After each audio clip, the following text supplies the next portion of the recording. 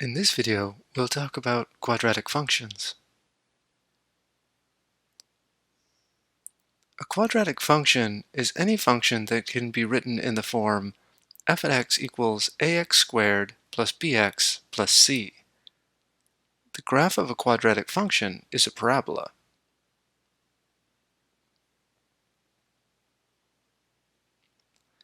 Parabolas always have the same basic shape.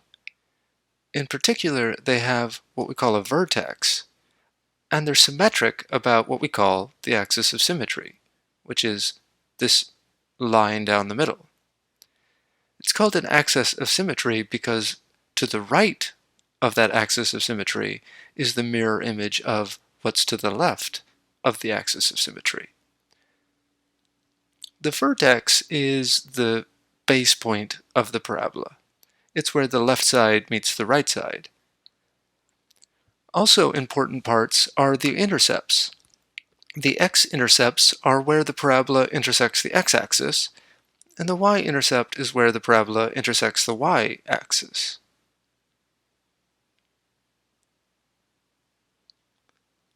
A natural question is, how do we identify these parts? The easiest point to identify is the y-intercept. The y-intercept is where x equals 0. So if I scroll back, you can see the y-intercept is where it intersects the y-axis, and that's where x is equal to 0. So if you want to know the y-intercept, you just set x equals 0 and determine what the y value is, and that will give it to you. If y equals f at x is the graph of a function, like in the case of this parabola, then there can be at most one y-intercept, because it's the point where the x-coordinate is 0 and the y-coordinate is f at 0. If it's the graph of a function, then there can be only one such point. F at 0 can be only one value. The x-intercepts are the points where the graph intersects the x-axis, and that's where y is equal to 0. Since y is equal to the function, y is equal to f at x.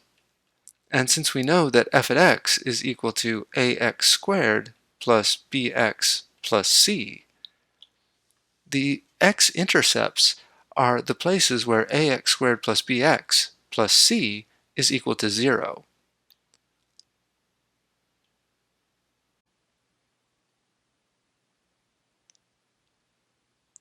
A parabola will always have one y-intercept.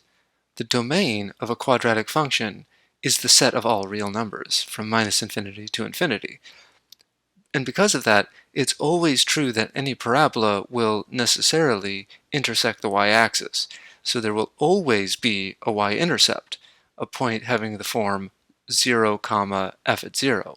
So x-coordinate 0, y-coordinate f at 0. However, there won't always be an x-intercept. There can be two. In this picture on the left, you can see that it intersects the x-axis twice. In cases where the parabola is opening upwards like this, if the vertex is below the x-axis, it will intersect the x-axis twice. Now, if the parabola is opening downwards, then if the vertex is above the x-axis, it will intersect twice. Another option is that you might actually have the vertex on the x-axis, like in this middle picture. And in that case, you have exactly one x-intercept. In the picture on the right, you can see that we have a parabola opening upwards and the vertex is above the x-axis, so it doesn't intersect the x-axis at all. If the parabola was opening downwards and the vertex was below the x-axis, that would also not have any x-intercepts. So there can be two, one, or no x-intercepts depending on if the parabola, this is supposed to be an if, the parabola passes through, touches, or avoids the x-axis altogether. In order to identify the x-intercepts, it's necessary to solve the quadratic equation ax squared plus bx plus c equals 0. And for that we have the quadratic formula. The solutions to that quadratic equation have this form. X equals the opposite of b plus or minus the square root of b squared minus 4ac. All that quantity divided by 2a. That's the quadratic formula.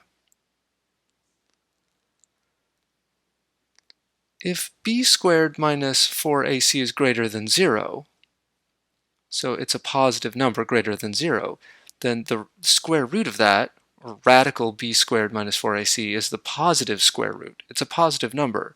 So what that means is your solution to the quadratic equation that you get using the quadratic formula can be written as follows.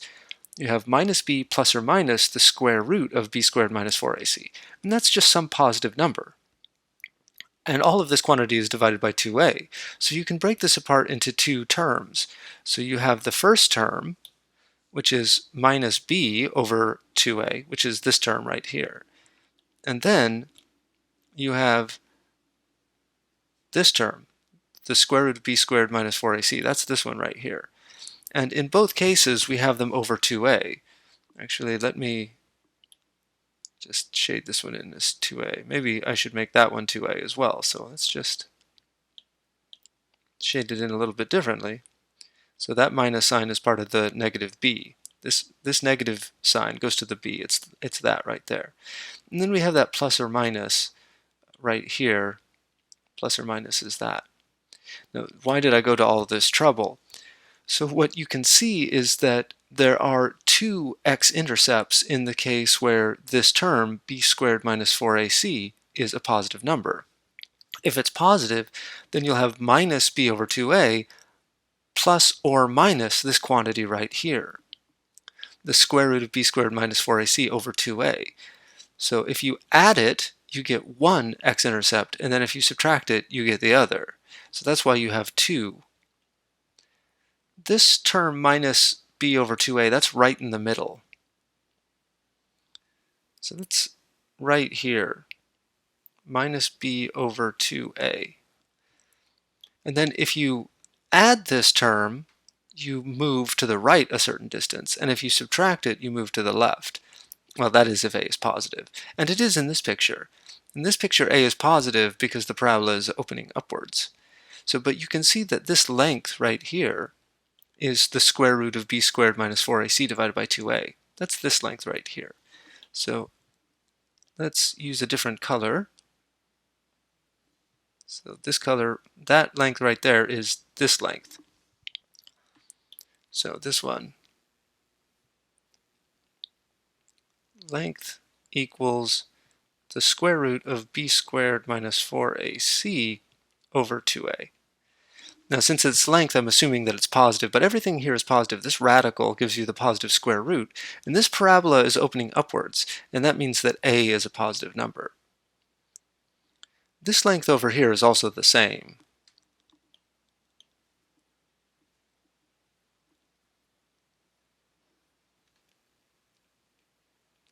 This length also equals the square root of b squared minus 4ac over 2a.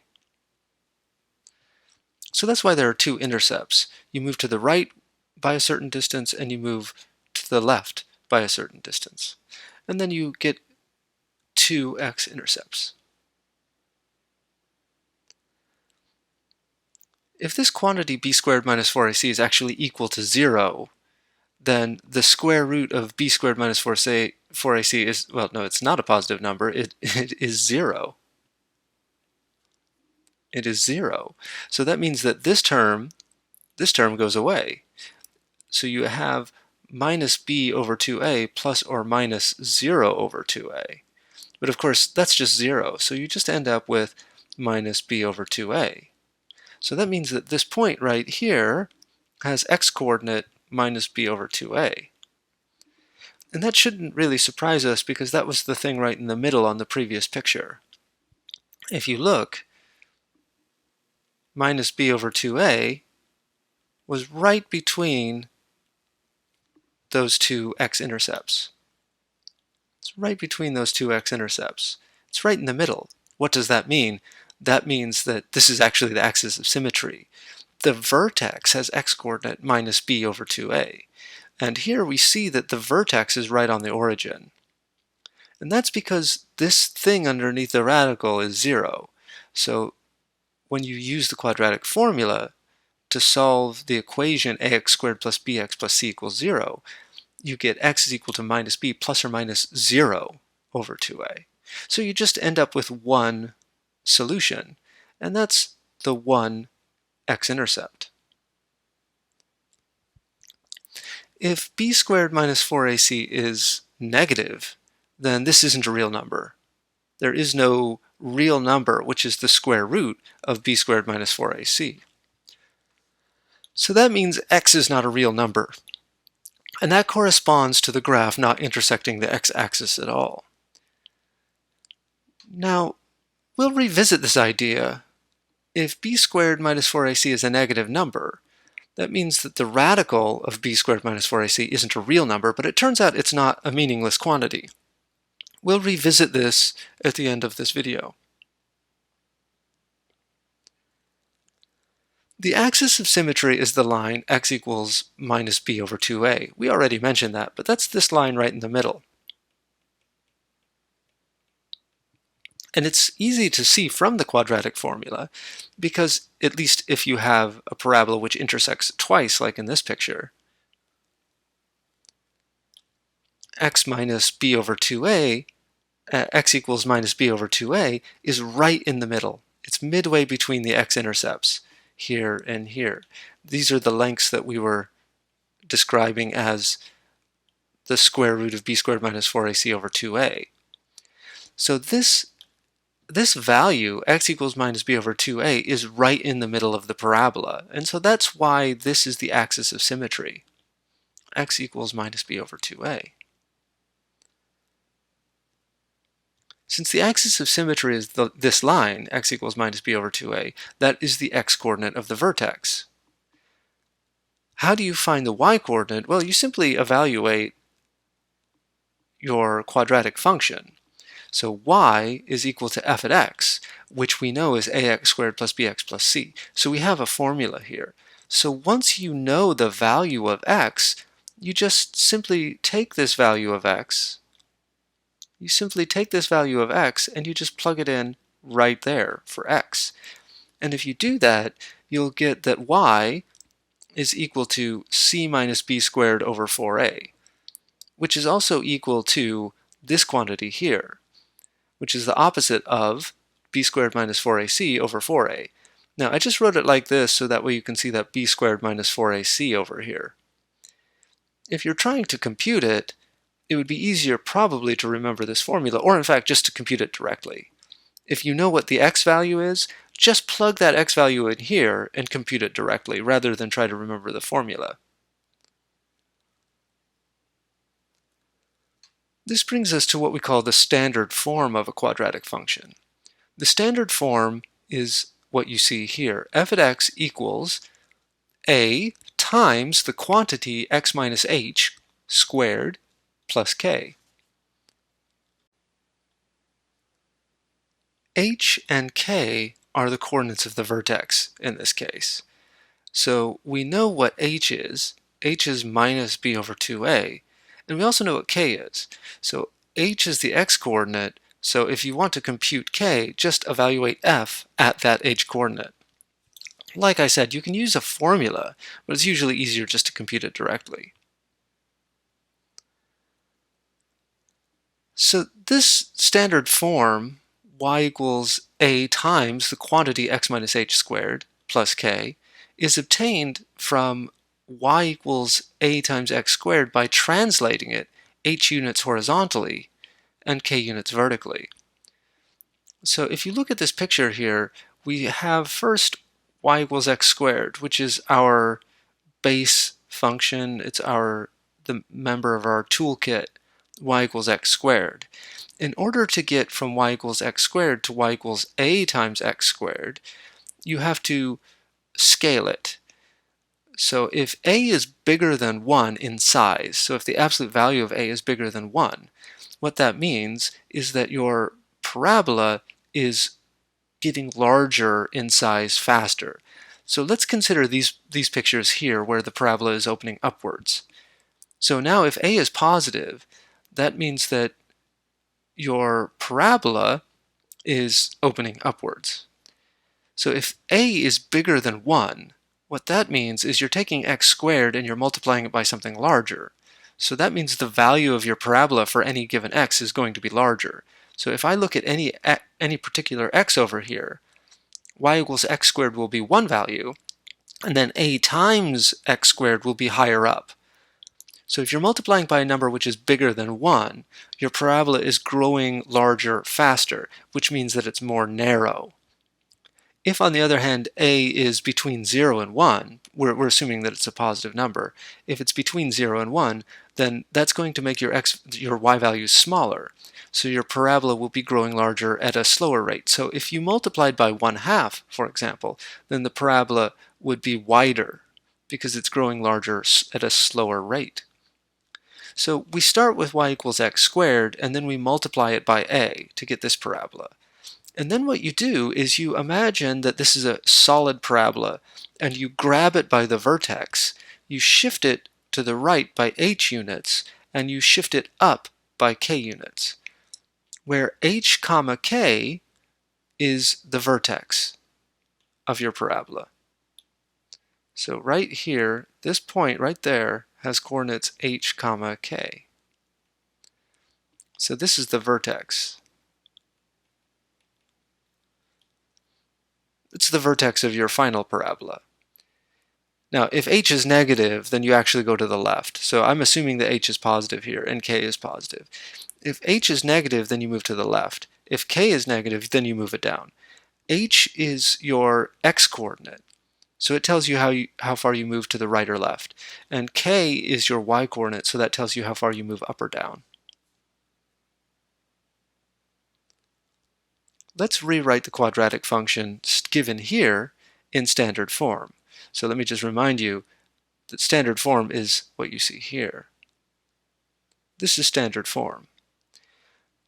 In order to find the standard form, what you really need to know what the vertex is. And so we want to find the vertex of this parabola. Now there are a couple of different ways to do it.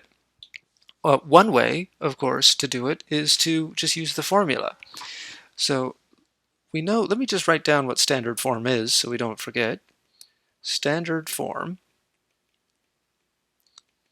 is f at x equals a times parenthesis x minus h parenthesis quantity squared plus k. Now a is easy to pick out from the graph. It's right there. Remember that f at x is equal to ax squared plus bx plus c. So a is simply the coefficient of the x squared term. So already we know what a is. So in our problem, a is equal to 2. What about h? So h, remember, is the opposite of b over 2a. So that's the opposite of b is 6 in this case, over 2 times a, which is 2. Which is minus 6 over 4, or if you prefer, it's minus 3 over 2. So that's our h coordinate, or that's our h value, our x coordinate. Now, in order to find k, we can just use the formula, but it's usually just easier to evaluate f at h. So f at minus 3/2. So that's going to be 2 times minus 3/2 quantity squared plus 6 times minus 3/2 plus 5. So that's 2 times, so if you square a negative number, you get a positive number. 3 squared is 9, and 2 squared is 4, minus, because of that minus right there. So this minus is that minus, and now it's going to be 6 times 3 divided by 2. Well, 6 times 3 divided by 2, I'm not going to simplify it because I'm not going to simplify, well, I guess we can. 6 times 3 is 18. It's easy enough to divide that by 2, plus 5. Okay. So here we have a 2, and there we have a 4. So this is 9 over 2. Because we have a fourth of a 9 there, and we're going to double it, so that means we actually have a half of a 9. Minus, and 18 over 2 is 9, plus 5. So we can give these a common denominator, although I guess it already had a common denominator, it's actually just easier to think about what this means. So here we have half of a 9. That's half of a 9, and from that we're taking away a full 9.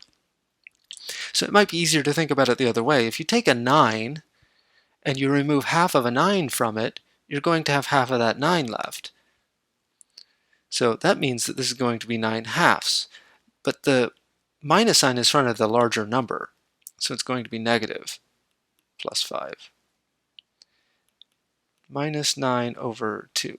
And so now we give them a common denominator. So 5 is the same as 10 halves. 10 halves minus 9 halves is 1 half. So this is our k value right there.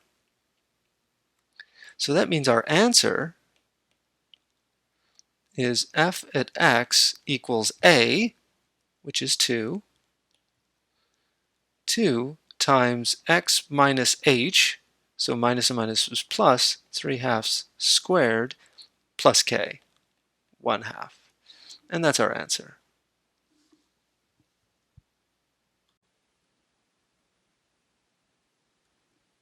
Here's another example. Write the formula for the quadratic function in standard form. Now here, we're not given an equation, we're given a graph. But that's enough. Remember what standard form is. F at x equals a times x minus h quantity squared plus k, where h comma k is the vertex. And fortunately, in this picture, it's easy to figure out where the vertex is. The vertex is this point right here. The x-coordinate is 4, and the y-coordinate is negative 2. So that means that h is 4, and k is negative 2. So that tells us that f at x is equal to a times x minus h quantity squared plus k, which is plus a negative 2. So the only thing that remains is to figure out what a is. In our previous example, a was the easy one to find, and then we had to work to get h and k, but here it's the reverse. So how do we actually figure out what a is? Well, good news, you just need 1 point on the graph, and we have 1 point on the graph right here. This point is the point with x-coordinate 0 and y-coordinate 6. So that means we know that f at 0 is equal to 6. And we have a formula for f right here. It's in terms of a, but if we use this formula and we plug in x equals 0, whatever that answer is, it'll have an a in it, but we know that it's equal to 6. So that allows us to solve for a. So let's just compute it. F at 0 equals a times 0 minus 4 quantity squared minus 2. So 0 minus 4 is a negative 4. So that's going to be a times negative 4 quantity squared minus 2. Or in other words, 16a minus 2. So this is f of 0, but we know that f of 0 is equal to 6. So what we need to do is we need to solve for a. So let me just rewrite it over here. So we have 16a minus 2 equals 6. So we add 2 to both sides, and that's going to give us 16a equals 6 plus 2 is 8. So a is 8 over 16, which is 1 half. So a is equal to 1 half. So now we just plug that right in there, and that will give us our answer. So our answer is f at x is a, but now we know what that is. It's 1 half. X minus 4 quantity squared minus 2. And that's our answer.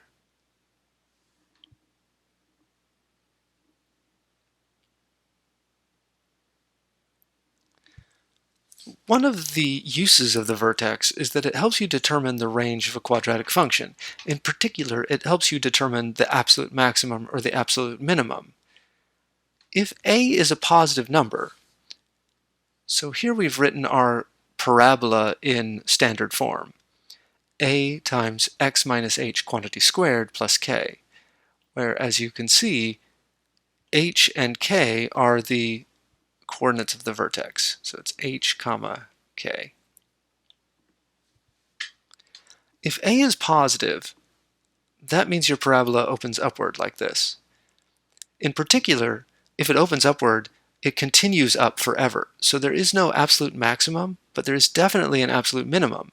And notice that it happens right at the vertex. So if the parabola opens upwards, the vertex gives the absolute minimum. The minimum is the y value. When you're talking about the range,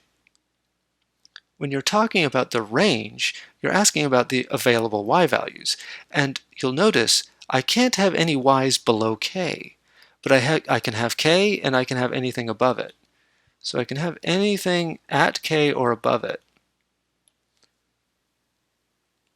Oops.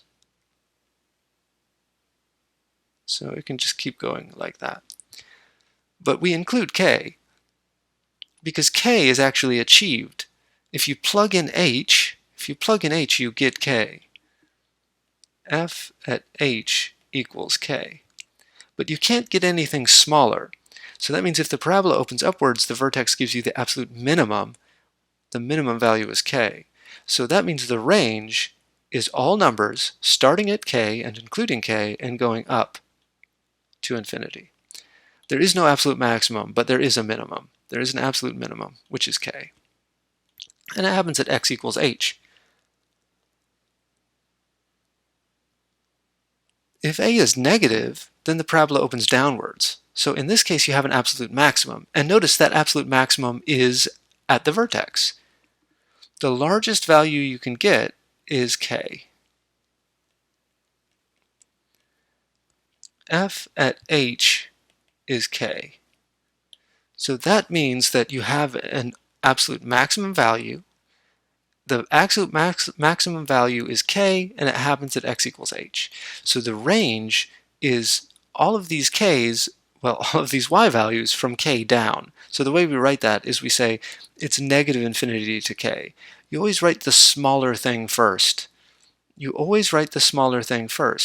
So it's negative infinity to k. So the idea is I'm coming from below and I go up all the way until I get to k, and then I stop. But I include k because f at h is equal to k. So that means that the range is all of the numbers between minus infinity and k, including k. Again, there is no absolute minimum here because this thing opens downward, so it's forever going down. So there is no smallest number. Determine the domain and the range of the quadratic function. Well, the domain is easy because anytime you have a quadratic function, the domain is always all real numbers. So the domain is negative infinity to infinity. That's always true for any quadratic function. So what about the range? Well, notice that a is 3. A is 3, which is positive, so that means it opens upward.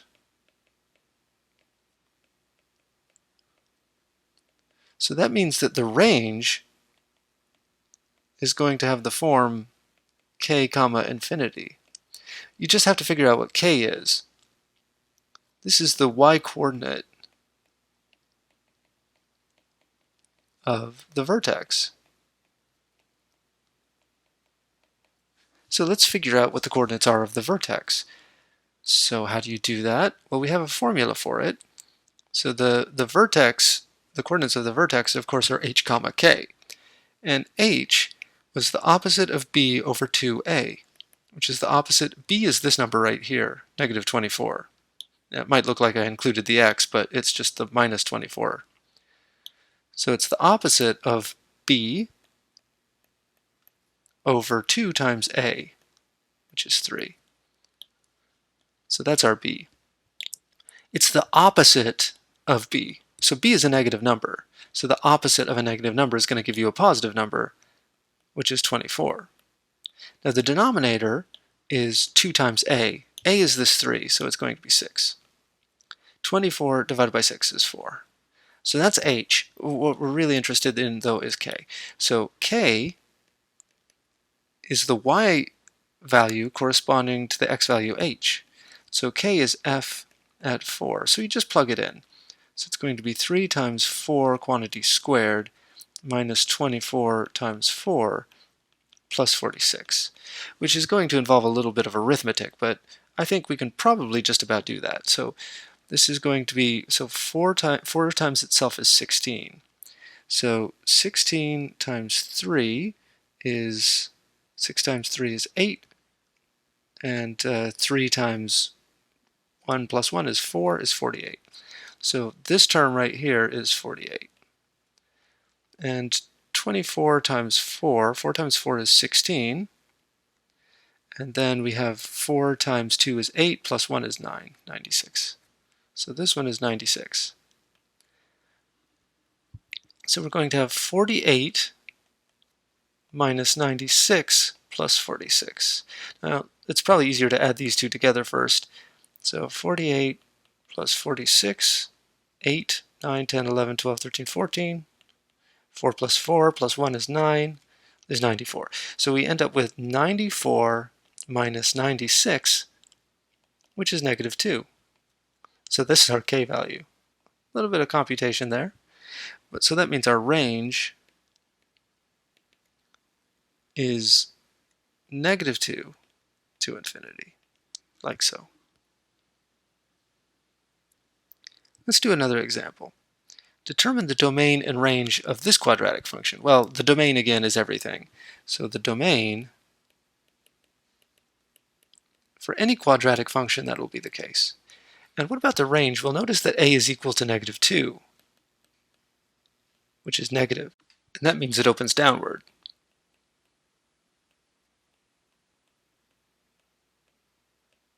So, it has that sort of shape. So that means that the range, rather, will have the form minus infinity to k, where again k is the y-coordinate of the vertex. So h comma k. So we're just going to find it in exactly the same way that we did before. So first we find h, which is minus b over 2a. So that's minus, and in this case b is equal to 2. So it's going to be 2 over 2 times a, but a is negative 2. So that's negative 2 over negative 4, which is 1/2. So h is equal to 1/2. And then k is f at h. So that's f at 1/2. So we just compute that. So it's going to be minus 2 times 1/2 quantity squared plus 2 times 1/2 plus 1. Okay, so this is going to be negative 2 times 1/4 plus, well, 2 times 1/2 is 1, plus 1. So minus 2 over 4 is minus 1/2, plus 1, plus 1. So that's 3/2. If you want, that's minus 1/2 plus, if you prefer, 2 over 2 plus 2 over 2. So that's minus 1 plus 2 is 1, plus 2 is 3, so 3/2. So that means your k value is 3/2. So the range is the interval from minus infinity to k, which is 3/2, included 3/2. Just remember that there's a minus sign here in front. So a is a negative number, so that means it opens downward, so there will be a maximum value, which is 3/2. So let's go back to the quadratic formula. I mentioned that we'd talk about it again at some point. So the solution to the quadratic equation, so when I say the quadratic equation, I mean this quantity right here, ax squared plus bx plus c equals 0. This is given by the quadratic formula. X equals the opposite of b plus or minus the square root of b squared minus 4ac over 2a. The value of this b squared minus 4ac, or at least if it's positive, 0, or negative, determines the nature of the solutions. So if b squared minus 4ac is greater than 0, then there are two distinct real number solutions, which you see right here. It's where it intersects the x-axis. For the second one, if b squared minus 4ac is equal to 0, then there is exactly one real number solution, which is right here. That's because that's the case where it just sits right on the x-axis. So it touches but doesn't pass through. The last case is where b squared minus 4ac is less than 0. So in that case, you're looking at the square root of a negative number. And that won't give you a real number. So there are no real number solutions. And that corresponds to the fact that the parabola does not cross through the x-axis or even touch the x-axis. So there are no real number solutions. This number b squared minus 4ac is called the discriminant of the quadratic equation because it determines how many real solutions there are. When b squared minus 4a is negative, then the square root of b squared minus 4a is not a real number. Instead, we say it's what we call an imaginary number. So let's write this down as a definition. The number radical minus 1 is called an imaginary number, and we use the letter I to denote it. So I is the square root of negative 1, where I is radical negative 1. So what does that mean? I is the square root of negative 1, so if I square it, I should get negative 1. So I squared is equal to negative 1. Now this isn't a real number, that's why we call it an imaginary number. If c is greater than 0, then the square root of a negative c is going to be equal to I times the square root of c. This just follows from the regular properties of radicals. So if you have the square root of negative c, we write that as the square root of negative 1 times c, which we write as the square root of negative 1 times the square root of c. So we're assuming that c is a positive number. So this thing makes perfect sense. This thing is a little new to us, but this is just what we call I. We just give this a name and we call it I. So it's I times the square root of c. So we have some examples written here. The square root of negative 9. So that's like what you see here. So whenever you see a radical with a negative number, you can just take that negative number out and turn it into an I. So you notice we're leaving c underneath the radical. C stays underneath the radical. But this negative 1, you take out of the radical and it becomes I for imaginary. So here's a square root of negative 9. I take the negative out and it becomes an I. I times the square root of 9, but we know what the square root of 9 is. Radical 9 is 3, so it's 3 times I. Here we have a similar idea.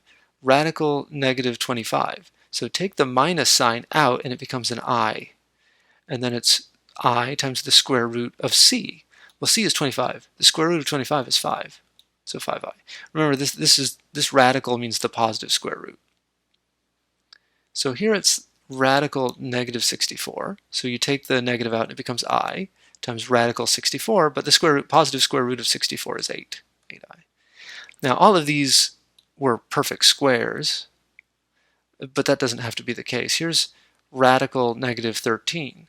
You take the negative out, so it's radical negative 13. You take the negative out and it becomes an I, and then it's just times radical 13. There's no way to simplify that.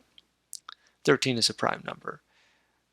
But the radical negative 12, you take the minus sign out, it becomes I times radical 12. And that you can simplify, because 12 is 4 times 3, and the square root of 4 is 2. So you can take the 4 out, and it becomes 2.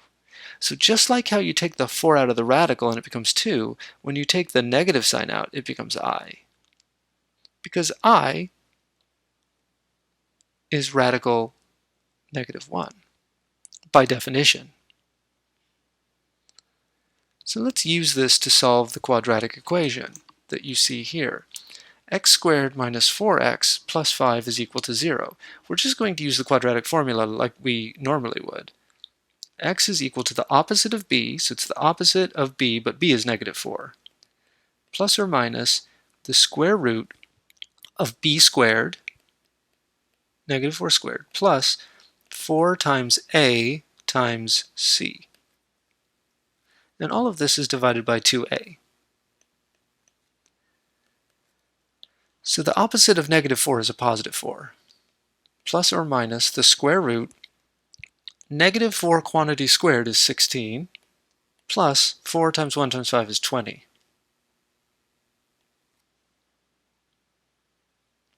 So, of course, that's supposed to be a minus. It's b squared minus 4ac over 2. Okay, so that tells us that x is equal to 4 plus or minus the square root of 16 minus 20 is a negative 4 over 2. And notice you have the square root of a negative number.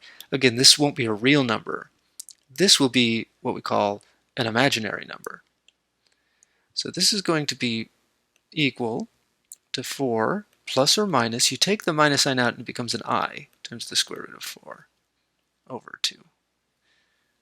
So that's 4 plus or minus I, and radical 4 is the positive square root of 4, which is 2 over 2. So that means x is equal to 4 plus or minus 2 times I divided by 2, which is 4 halves plus or minus 2I over 2. 4 over 2 is 2 plus or minus I. So that means we have two possibilities. Either x is 2 plus I, or x is equal to 2 minus I. These are what we call complex numbers.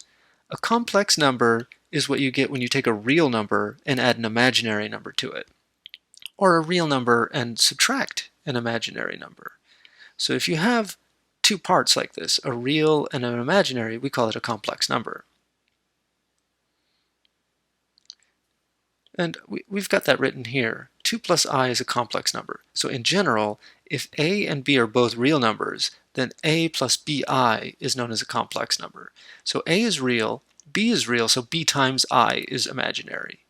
B on its own is real. It's only when you multiply it by I does it become imaginary. So a plus bi is known as a complex number.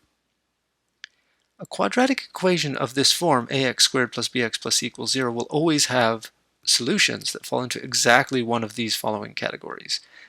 Two distinct real numbers, if the discriminant is positive, exactly one real number, if the discriminant is 0, or, if the discriminant is negative, two complex numbers, and they'll always have this form, a plus bi and a minus bi, where this a is the same as that a, and this b is the same as that b. These are what we call complex conjugates.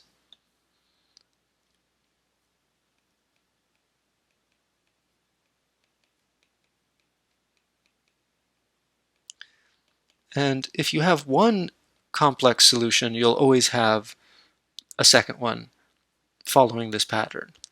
So if a plus bi is the solution, then a minus bi has to be a solution as well.